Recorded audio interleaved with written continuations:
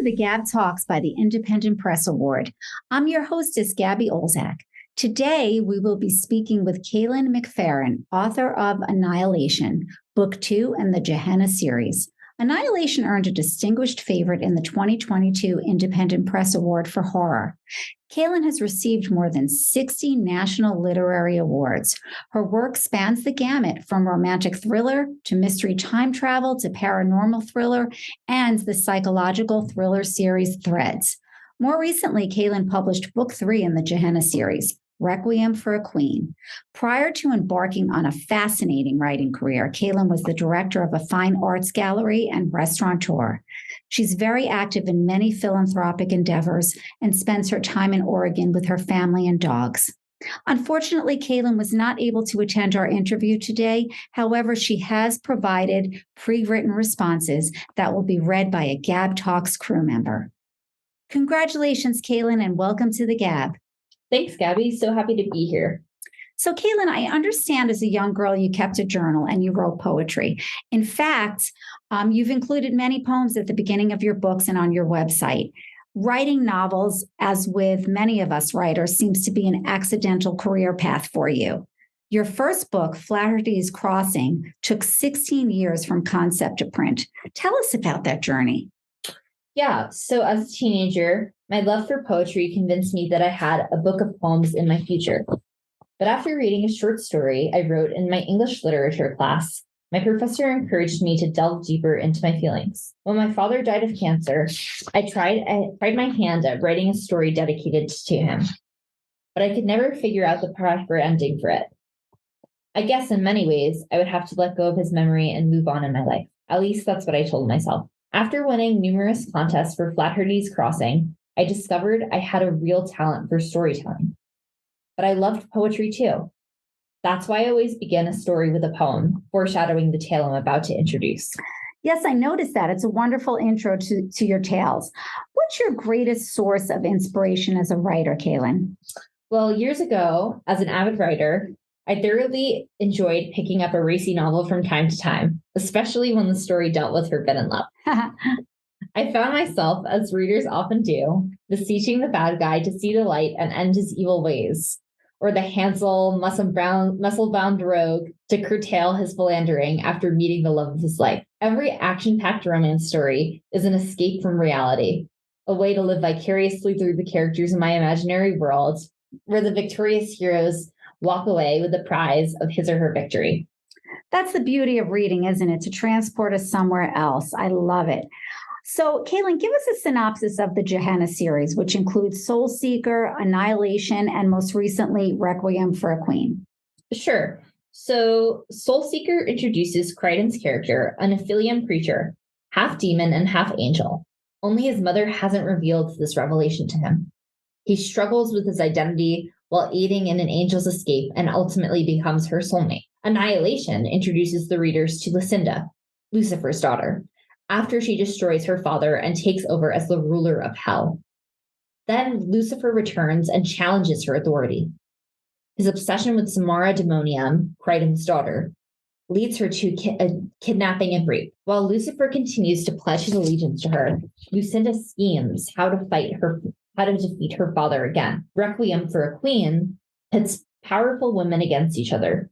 Lucinda craving eternal power and all that comes with it, and Samara struggling with motherhood and raising Lucifer's son away from all the madness. Wow, all of these stories are so intriguing. So you really had to invent an entire new world. What type of research did you have to do? Virtually none. Really? I let my imagination take over. After watching some late-night horror flicks, fear is the little death that brings us to our knees, and dealing with Lucifer's endless supply of evil allowed Samara's character to grow by leaps and bounds, and permitted it to pass over her. Wow, it really must be quite an experience to write in this genre. You have almost free reign to allow your imagination to soar. It's really every writer's dream. The Johanna series are supernatural thrillers. Kaylin, what do you like about penning a thriller? I've always loved reading thrillers, especially when you can't predict the ending or the identity of the real villain in the story.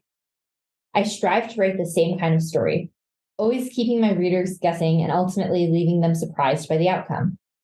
The supernatural theme is more difficult to write, and I've always loved a great challenge. Well, your stories definitely leave us wanting more. Why do you believe the Johanna series is timely? Well, women have long exercised influence behind the scenes. A few thousand years ago, this drove Aristotle to distraction. What difference does it make whether women rule or the rulers are ruled by women? The result is the same, especially on the domestic front. Women are acknowledged to be experts at a tensile brand of quiet authority.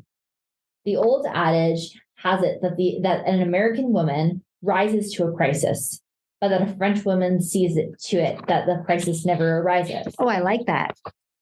And no one with a mother can deny that she wields, without lifting a finger, and by virtue of her sheer existence, an outsized, open-ended, irrevocable influence on her life. I like that one even better.